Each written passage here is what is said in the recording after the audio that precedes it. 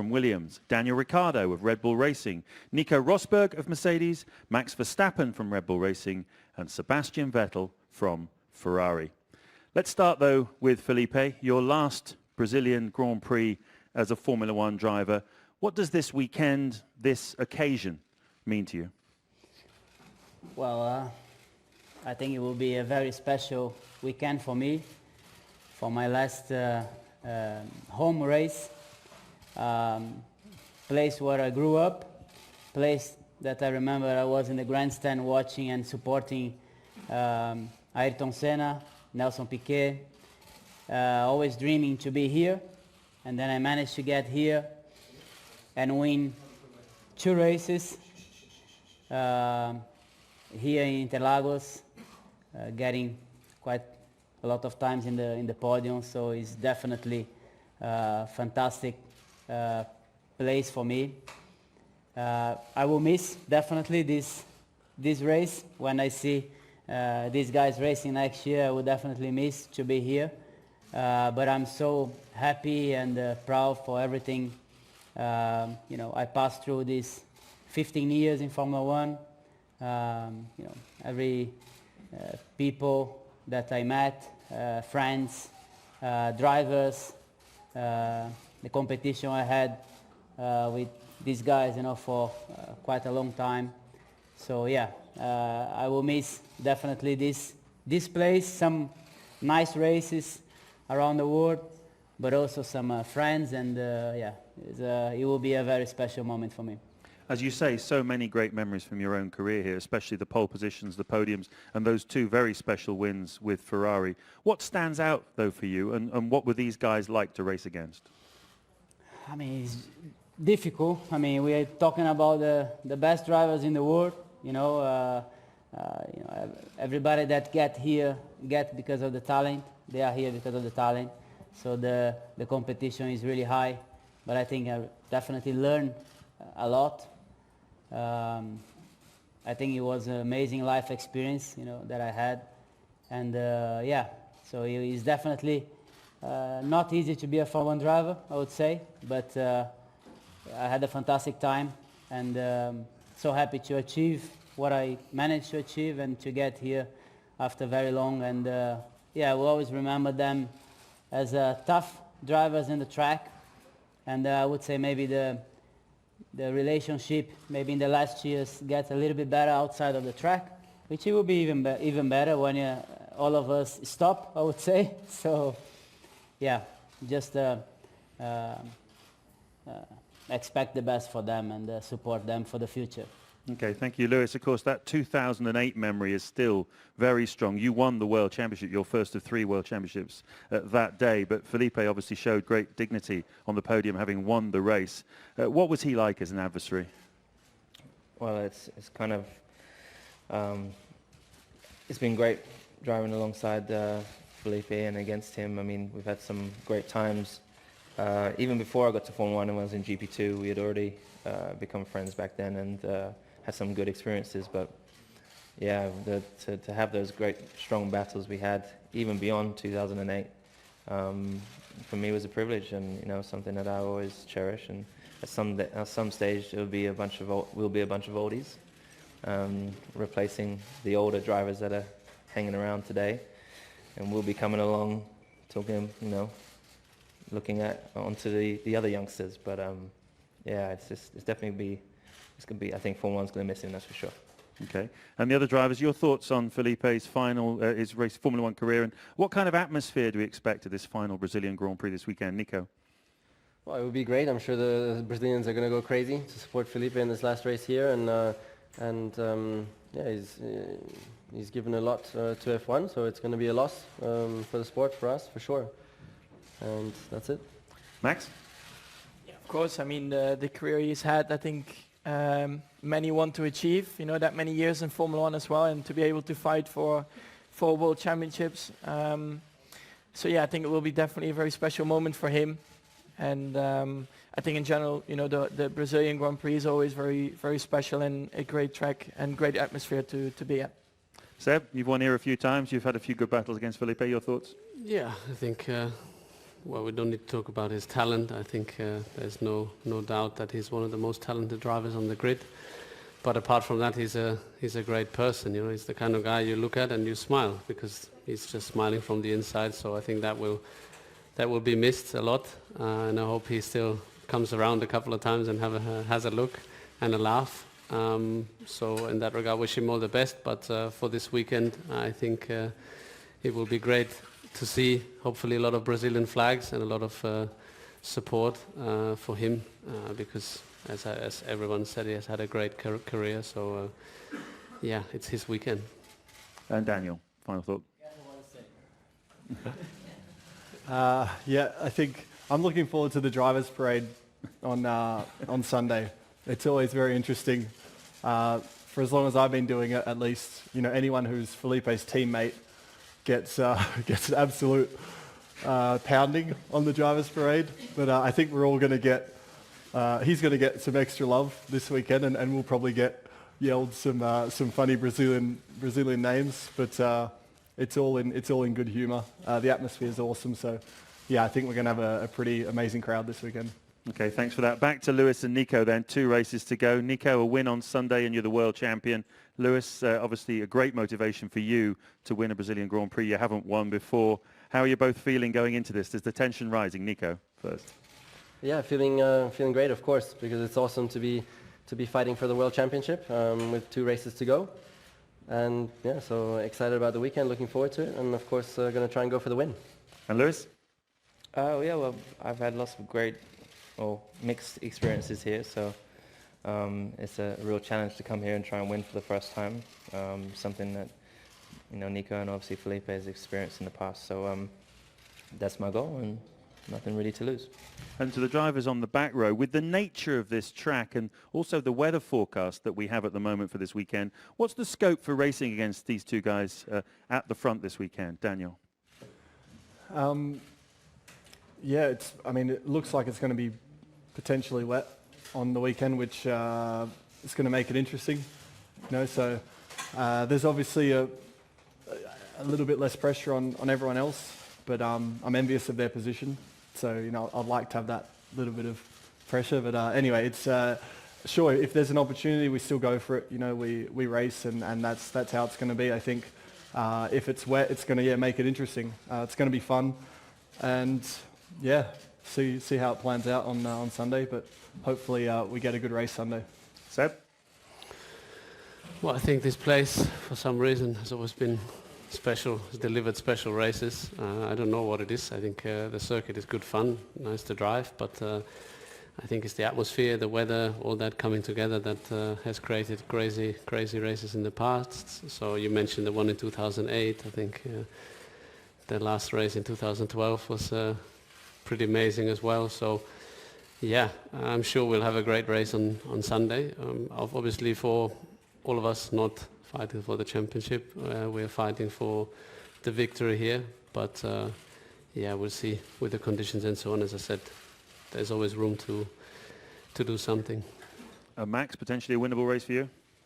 Well, you always try, but I haven't really experienced a lot of mixed conditions yet in Brazil. Of course, I've seen a lot on the TV, but yeah, it will be interesting like always. I mean, I really enjoyed last year, and hopefully with some rain coming in, that would be even more interesting. So yeah, I'm looking forward to the weekend. Okay, thank you very much. So for this part of it, let's throw it open to questions from the floor. Please give us your name and publication when asking a question. And please don't ask about the Mexican Grand Prix at this point. We'll come on to that in a moment as a separate topic. Who has the first question for us, please? Give us your name and publication, please. Put your hand up again, please. Huh? He will get a fine. Pedro Lopes, Globesport.com. Richardo, how it was your meat feast yesterday? Our meat feast yesterday was very good. Was very good. Fortunately, it's no longer with me. Otherwise, I would still be sweating. But yes. Muy, how do you say? Muito bom? Muito bom. Very good.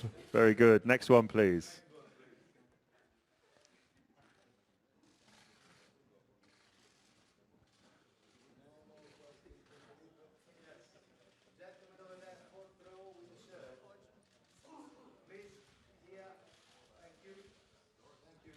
Hi, Kevin Easton. Kevin Easton from the Times. Seb, are you there? Yes, you are. Can you tell me, do you believe? I'm over here. I'm very small. Perfectly sorry. formed, Sorry. actually, as it turns out. Seb, you had a pretty fruitless year with Ferrari, and you started with a bit of a dream, didn't you? Do you believe you'll ever win a world championship with Ferrari? Yes. Why? Because generally I think I'm positive looking forward, and obviously it was a big step when I decided to change at the time when I did, and it was clear that it will take some time. Obviously we had a great season last year. We got closer and closer to Mercedes, so the hopes and expectations for this year were high. I think it's normal when you finish second in the constructors, you aim to finish first. Now we haven't achieved what we set out to achieve, but nevertheless, our main target is to win the championship, fight for the championship, and I think there's a lot of change that I see, a lot of change that is going on inside the team, which should make us, or will make us stronger. I'm pretty confident about that. So I guess it's a question of time. Okay, any more questions from the floor? Yes, front row. Take a selfie, or maybe you take it. Maybe.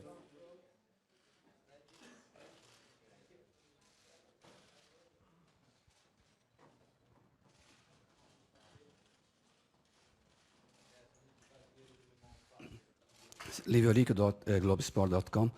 To Nico and then to Luis. You won the last two races here, starting from the pole position. And Luis also recognized that you were very strong in that both weekends. And can you explain it, if you find something special, some special way to win here? And Luis, why you said he's so fast and you could not reach him in the last two Brazilian Grand Prix? Okay. I love the track. It's a great track, feels good, and I've always gone well here. So I'm looking forward to the weekend also, and great memories, of course, from those two wins. It was very special. But at the same time, this year we all start from zero. So those past wins are not going to help me get the win this weekend. We all start from the same place, and just need to do a good job this weekend, and that's it. Lewis. I don't really know. I've not won here, so I don't really have an answer for you. I try every year, and I'll try harder this year.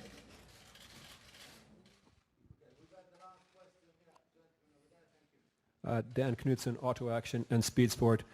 Felipe, it's going to be a lot of emotions leading up to the red lights going out. How difficult will it be to switch off when those lights go out? I think it's always the same. I think when you are in the car, you don't think about other things. You just think about what you want to do in the best way as you can.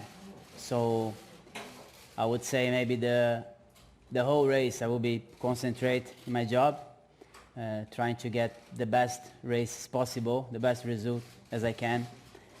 For me, for my team, especially in this moment that is quite important, this fight with Force India for Williams Martini. And but I think maybe when I finish the race after the checkered flag, I think it will be very special. It will be really amazing feeling to just doing the last lap in Interlagos of my career in Formula One here, So yeah, I think during the race it's just so much concentrate in everything you need to do, but maybe after will be quite different. Okay, well that concludes the first part of this Thursday Drivers' Press Conference, and now I'll hand the floor to FIA F1 Head of Communications Matteo Bonciani to say a few words. Matteo.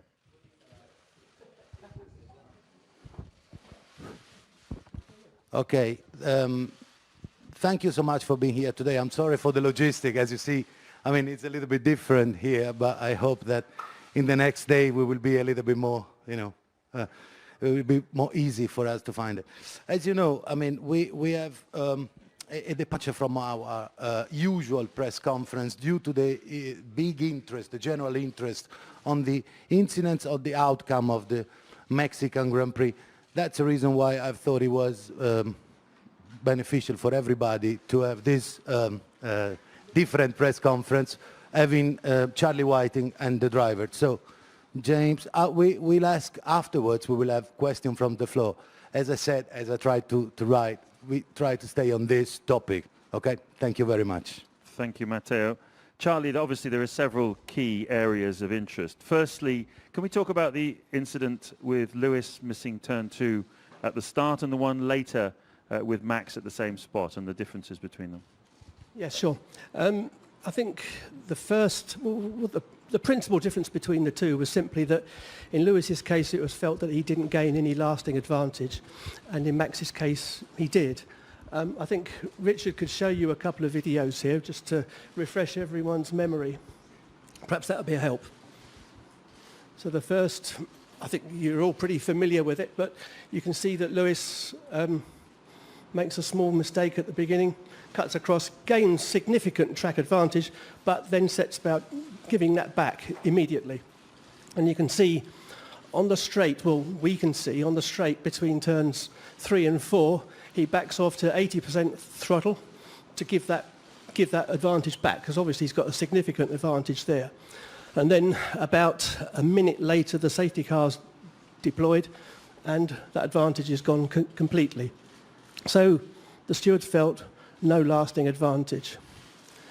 On the other hand, with the case with Max and Sebastian, if Max had done the same thing on the straight between turn 3 and 4, he would certainly have lost the place. So I think that's why the stewards felt that deserved a penalty, because the driver had gained a lasting advantage. That's the fundamental difference between the two. I don't know if you can show that one as well, Richard.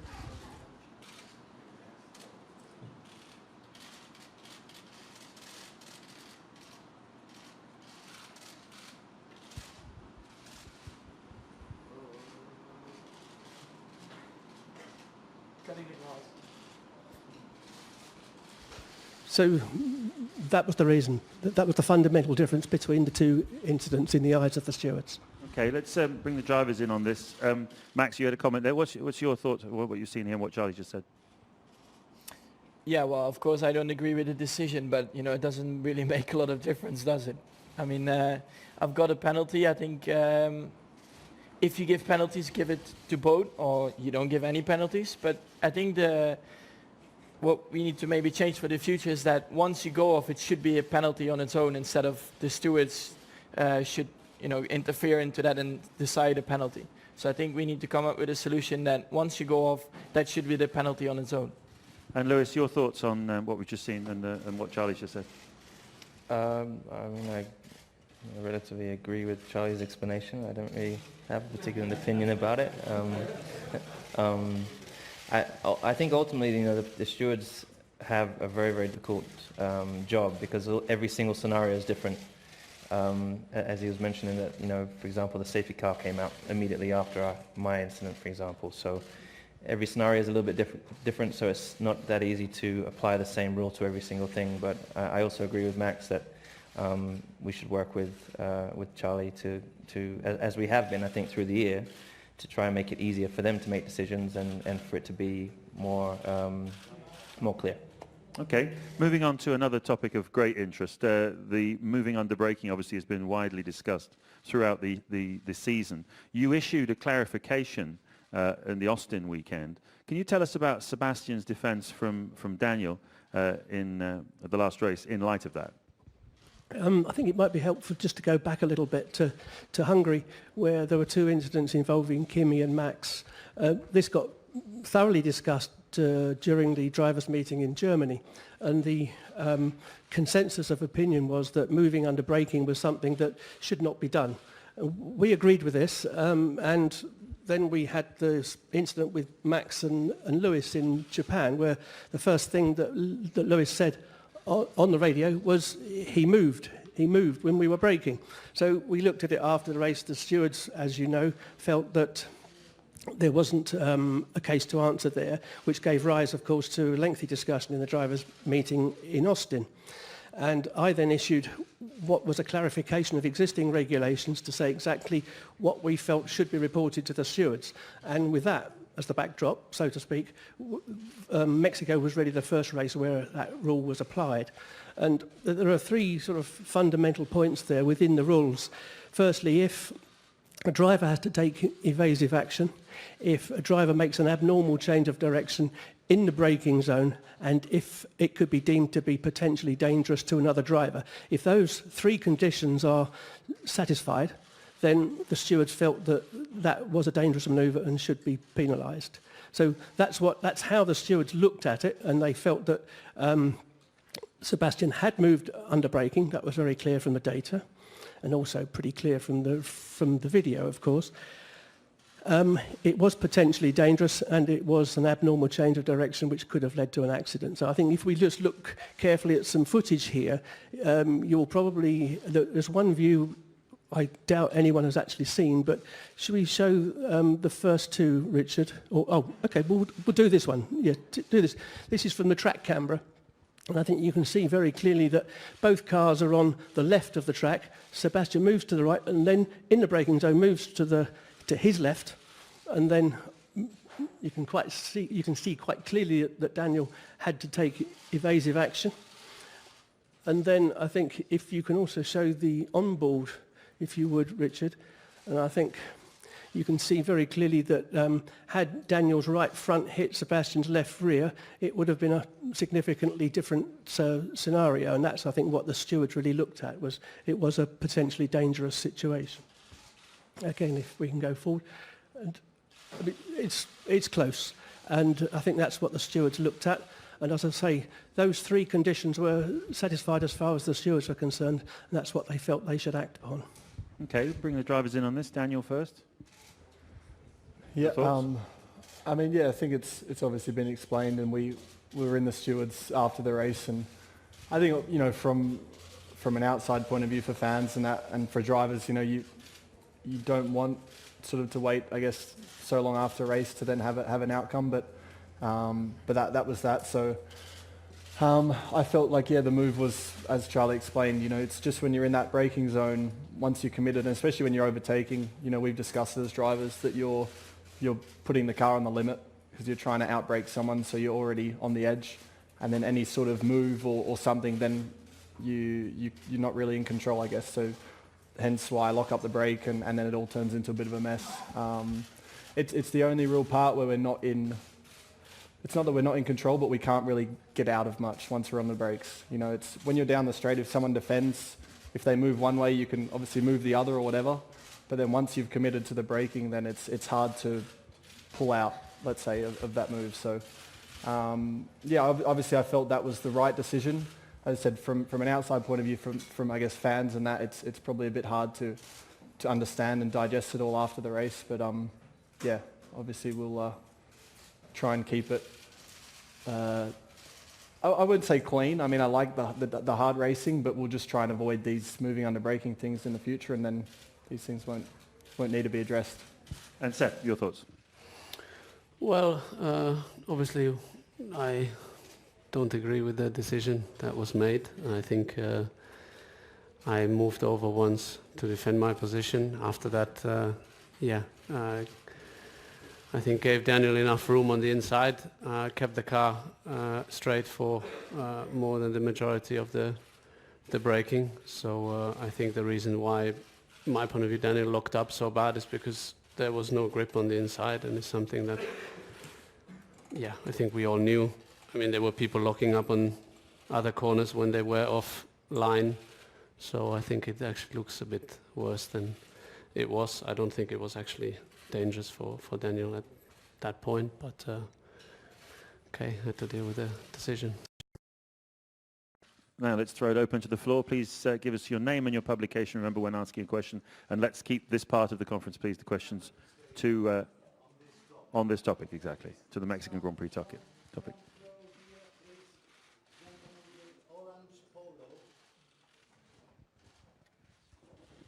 Livio Rico, globosport.com. Charlie, We understood perfectly, but the main question we see is you have different stewards in each race, and we are not sure all of them have the same criteria to interpret it. Even why it's also interpretation question what we have been seeing. Don't you think it is a problem? We think that in one race they follow one criteria, then another race another criteria, and also the drivers, I believe, they complain about that. Well, needless to say, I disagree. As Lewis pointed out, every incident is different. Some can look at first sight to be very similar to a different to another incident from a previous race, but when you examine them more carefully, and you must remember also that the stewards have an enormous amount of images available to them, data, and all manner of things available to them which you don't see. So I think it's easy to say that decisions are made inconsistently, but more often than not, in my opinion, when you look into it in detail, you find that, in fact, incident A wasn't the same as incident B. They have small differences, and that's where I think further explanation is sometimes needed. Okay, next one, please. Alan Baldwin, Reuters. Charlie, one of the things you haven't addressed so far is the issue of language being used over the radio, and specifically what Seb said about you. Could you give us your take on that and your views on driver language and what was said about you?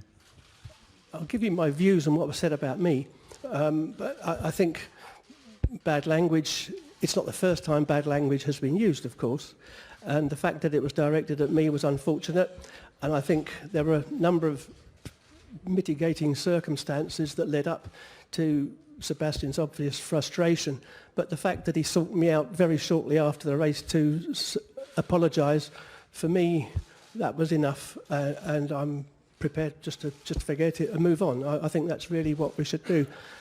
Things happen in the heat of the moment, and I think you've seen what the FIA's position on this is, and I personally feel that that's enough. Sebastian, you have the right to reply if you wish. Well, I think it's all been said, but I have no problem saying again. So I'm sorry for what I said. Obviously, when you were racing, you're fighting, and I think you can understand why I wasn't so happy at that point.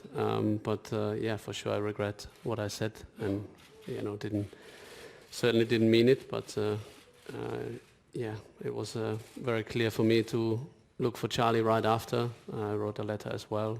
So I'm happy that Charlie accepted the apology, and happy to, as he said, move on. Okay, next one. As a follow-up, one of the things the FIA said was the impact that swearing might have on the younger generation. So perhaps Max could also comment on that. Thank you very much. I think, when you're in the heat of the moment and you have a radio available, you can say bad things, but it's the same if, let's say, you give a microphone to a football player. I mean, imagine how many words are coming out there during a game. So, or another sport, it doesn't even need to be football, rugby, whatever. So I think it's just, with the radio around you, it's pretty dangerous. So I think maybe you shouldn't broadcast it. That's another solution. Because, we are driving on the limit, and we are in some, good fights, and then, the adrenaline is going really high. So I think maybe for the future, if it's bad for the younger generation, just don't broadcast it. Lewis, you're nodding. You agree? You agree with Max's point? You're nodding. I think someone's nodding to me in the crowd. Ah, okay. Moving on then. Next one. Ralf Bach, Autobild Motorsport. A question to Charlie. Charlie, what do you think, how often would have been a guy like Donald Trump because of the language after the race to the stewards? I asked because he's now the president of the United States. And do you think it's the right way to show the youth, okay, maybe it's not a language you have to say, but it's the language everybody on the world in the universities and everywhere is picking? To be honest, I'm not sure what Donald Trump's got to do with this. But I think I've already answered what I feel about the language that was used there. And I think the question of whether or not it should be broadcast is something that needs to be discussed, really. But I think, well, I really don't understand exactly what you're asking, if I'm honest. But I think my answer to the previous question said what I feel about the actual incident that occurred in Mexico. Andrea Cremonesi, Gazzetta dello Sport. A question for Sebastian. Don't you think that in the last two Grand Prix you needed to rebuild a little bit your, how can I say, your image, your reputation after, because the accident happened during the race was followed by other accident, I mean bad languages with other drivers. And the second question is if when you lose temper during the race, if you don't lose also the committed to attack the Verstappen. In that case, if you penalize yourself, losing control of yourself during the race. Not sure I understood everything. First, what happened in Austin then? Because you said the last two races, accidents. No, was the last few days in Mexico, no? You have some question also with Alonso, with... Well, can you repeat the question? I'm not sure I got it. I think the basic gist of the question is about losing your cool over that weekend. Your reputation in the last two races. If you want to rebuild your reputation, I think we had actually two very strong races. I think we started 7th in Mexico, and we were fighting for the podium at the end, which I think is a great achievement. We had a great race, so there's a lot of positives. Obviously, I think similar to all other drivers, when you're fighting, for sure the adrenaline goes up, you're excited, and I was not happy with sitting in 4th, which is still a good result.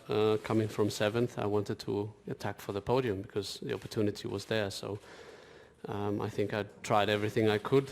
Obviously circumstances weren't helping, but from my point of view, I think I did everything I could at the time. So I think we've seen many times that overtaking is not not so easy. I think I put Max under pressure, and then I think we all know what happened. But in the end, I think it was actually two good races. If anything to criticize, I think is the performance on Saturday, which wasn't matching the performance that we could show on the Sundays. Okay. Any more on the question of Mexico? Andrew Benson, BBC Sport. Charlie, initially, a lot of the problems that arise from drivers going off track come from the fact that there's no penalty for going off track. You can rejoin and keep your position. Are you looking at changing tracks to make that not the case? And would drivers like to see that happen? Any of you? Yes, I think we've done this, in fact, in a number of circuits where you have a situation similar to the one that occurred in Mexico. Second chicane in Monza, last chicane in Montreal, Sochi first corner, well turn 2 in fact. So we've developed systems, if you like, that drivers have to take a certain route back onto the track and thereby are automatically slower. This wasn't a problem last year in Mexico because I think simply because the grass was all new and it was wetter and it was more difficult to drive across. This year, quite clearly, it was quite easy to drive across, and hence we had a problem. But it's very easy, I think, to rectify that and do a similar sort of arrangement to come back onto the track, so which will mean that drivers will come back on slower, and hence there will be no discussion whether or not they gained an advantage. I think that's what Max was saying earlier. Just throw that to the drivers then for a comment. Maybe Nico, have you got a view on that? No, yeah, for sure. I think it would be good if somehow we can automatically get some sort of slowing down system or in all runoff areas. So that will solve the issue definitely. Anybody else? Anything else to add before we move on to the next question? No? Okay. Next one. Yeah, question to Charlie. The incident in turn 1, was the safety car decisive for not giving Lewis a penalty? Because you said not gaining a lasting advantage. And from what we see from the video, he had kind of a 1 car length advantage on the braking. And at the braking at turn 4, even though he lifted, it's about 4 or 5 car length advantage. So had not happened the safety car, would it be all right for the race to continue? And the other drivers who didn't comment if what they think about the scene. If we were going to ask Lewis to back right off to ensure that he maintained the same distance he had when he went into the corner, but we could see from the data that he had already backed off significantly, and then the VSC was deployed, followed by the safety car, so there was no need to take any further action. But had that not happened, yes, we would have done that, yes.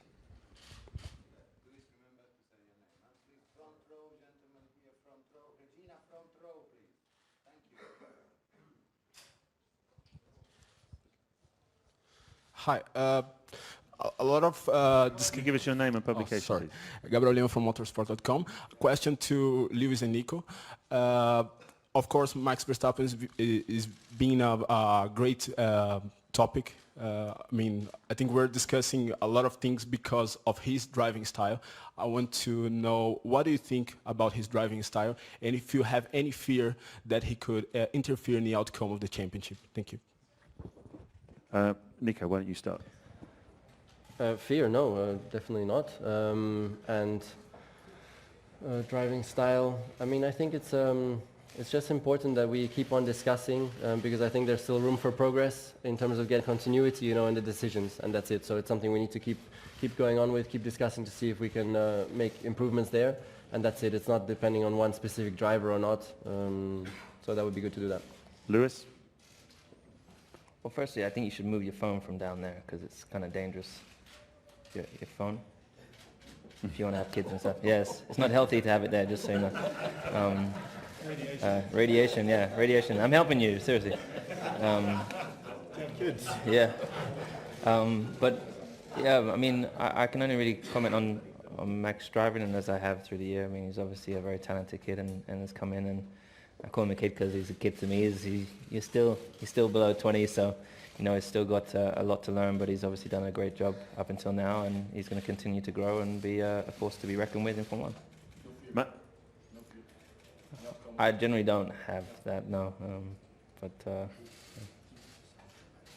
Max, give you the right to reply on this, if you want. I'm still negotiating with them who's going to pay me the most. Yeah. So we'll see. We'll see on Sunday. Okay, moving on. Next, on the topic of Mexico, yes. Fred Ferrer, l'équipe. Question to all drivers about Lewis and Nico. Will you be more careful during the 2 last races when you attack Nico or Lewis because they are playing the World Championship? Dan? Honestly, no, because I think that every race is, it's the start of the season in Melbourne. You race hard, and now it's the end of the season. So I think the championship will work out how it should work out. I don't think we should, assist in the outcome, if that makes sense. So just because they are fighting doesn't mean we shouldn't still try and make an overtake if there's a door open. I mean, I'll always race, I think, with respect, but sure, I'll race hard. And if there's an opportunity, I mean, normally if we are fighting with them, it means we've got a chance to probably win a race. So, I mean, if there's an opportunity to win, for sure, at least I'll go for it. But I don't know, I just feel that the championship will end as it probably should. The winner will be the winner, and we shouldn't affect it by staying out of the fight, if you know what I mean. And Seb, of course, you've seen this from both sides, haven't you? Having been in this position yourself on a couple of occasions. Your thoughts on this question? Yeah, I mean, first of all, it's clear the fact that you race to see the checkered flag, so you never try to do something that doesn't allow you to see checkered flag. Equally, it applies when racing, against people that are racing for the championship, but for sure, I think it's something you have to have in mind because, credit to them, they did the best job over the season for whatever reason to put them in that position, and I think for the others is to respect the fact. Max? I know, for sure. I mean, imagine you tell your team, no, I'm going to stay out of the fight, I'm just going to cruise behind them. I mean, they wouldn't be happy as well. So you always treat it with respect. I mean, you never try to hit each other, but that's already the whole season when you try to pull a move on them or when you're in that position. So, no, there is the same approach. Okay. Felipe, anything to add? Well, I would love to be fighting with them, to be honest, on the race. So if I can be fighting with them, I think they need to be careful with me because I would try everything I can. And Nico and Lewis, finally on this point, is what you've just heard from the other drivers, that's presumably what you expect on Sunday and again in Abu Dhabi, yeah? Of course, you're not going to take it easy just because one guy is fighting for the championship. You know, he's a competitor like everybody else, and that's completely normal for all of us drivers to approach it in that way. Okay, any more?